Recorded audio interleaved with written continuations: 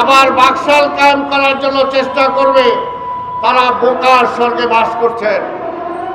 আওয়ামী লীগকে অবশ্যই আগে বিচারের আওতায় আসতে হবে। গণহত্যার জন্য বিচারের মাথায় তাদের দাঁড়াতে হবে। তারপরে জনগণ ঠিক করবে আওয়ামী লীগ কি হবে কি হবে না। এত মানুষ হত্যা করার পরেও আবার গণতান্ত্রিক সুযোগ নিয়ে সে আবার ক্ষমতায় এসে আবার বাকশাল কায়েম করবে, আবার ব্যাংক লুট করবে, আবার জনগণের সম্পদ লুট করবে। সেই সুযোগ জনগণ তাকে দিতে চায় না।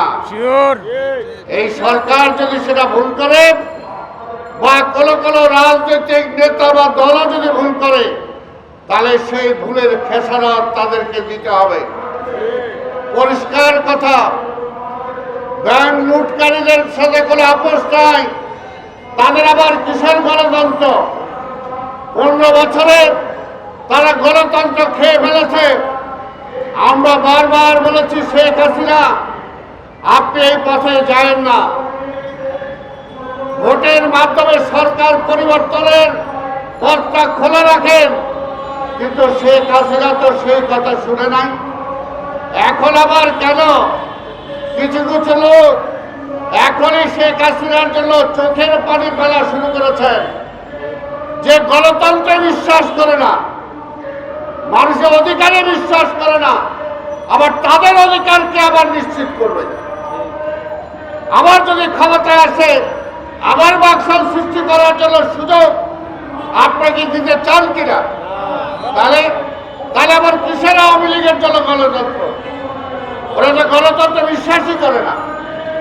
তাই কোনোভাবে এই আধিপত্যবাদের প্রতিনিধি এই আওয়ামী লীগ যাতে কোনোভাবেই গণতন্ত্রের দোহাই দিয়ে আবার এই দেশে এসে গণতন্ত্রকে লোপাট করে বাকশাল কায়েম করতে না পারে, সেদিকে আমাদেরকে সজাগ থাকতে হবে। গণতন্ত্র তার জন্যই যে অন্যের গণতন্ত্রে বিশ্বাস করে। অন্যের গণতন্ত্রে বিশ্বাস করে না, সেখানে নিজের গণতন্ত্রে বিশ্বাস করে। তার জন্য আবার কেন এত মায়া, এত দরদ? কিসের জন্য মায়া দরদ? এই গত 17 বছরে শত শত মায়ের মুখ খালি করেছে। আগে সেই সন্তানদেরকে ফিরিয়ে দিতে বলেন আওয়ামী লীগকে। যে অর্থনীতি লুপাট করেছে, সেই টাকা পয়সা আগে আওয়ামী লীগকে ফেরত দিতে বলেন। এই দেশকে আজকে যে বিক্রি করে দিয়েছে, তার জন্য কানে ধরে মাপ চাইতে বলেন। এখন পর্যন্ত তার গত 17 বছরে যে হত্যা করেছে, জুলুম করেছে, তার জন্য একবারের জন্য মাপ চায় নাই। আর তার জন্য অনেকে আবার একটু কান্নাকাটি শুরু করে দিছে। তাই পরিষ্কার বলতে চাই, আওয়ামী লীগ গণতন্ত্রে বিশ্বাস করে না।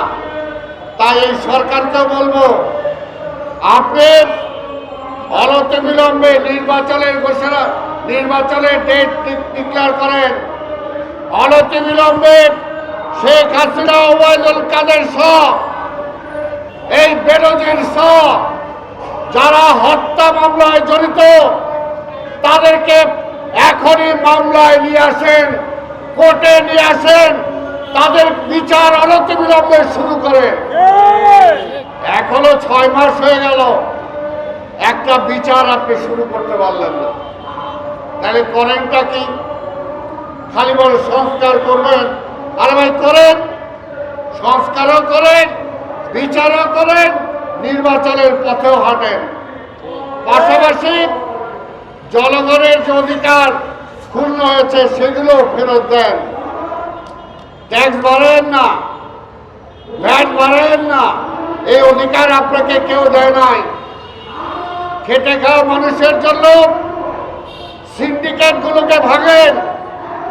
সিন্ডিকেট যারা করে রেখেছে তাদেরকে জেলে ঢুকান। তাহলেই দেখবেন কিভাবে দেশে শান্তি চলে আসছে।